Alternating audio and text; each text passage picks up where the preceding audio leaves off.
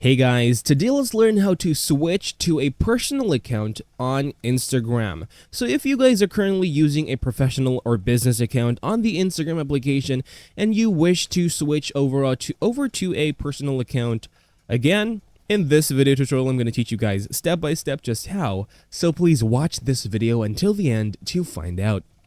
Okay guys, so let's just hop right into it. So over here, I want you to go ahead first and tap on your Instagram applications. And then from here, let's choose our preferred account. That is obviously going to be, that should be rather, a professional account. Okay, so right here I have this one for this example, and this is currently a professional account right here. So if you want to go ahead and switch to a personal account, let's tap on our three lines in the top right corner, and let's go ahead and tap on settings and privacy.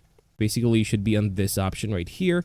Let's go ahead and tap on creator tools and controls. Now from here, we're going to have this option called switch account type. All we need to do is just tap on that, and then we're going to have the option to switch to personal accounts. Just tap on this if you wish to if you prefer to go ahead and switch back to a personal account. And that's basically it for this video. Thank you guys for watching. I'll see you guys on the next one. Please like and subscribe if you guys learned something, and take care.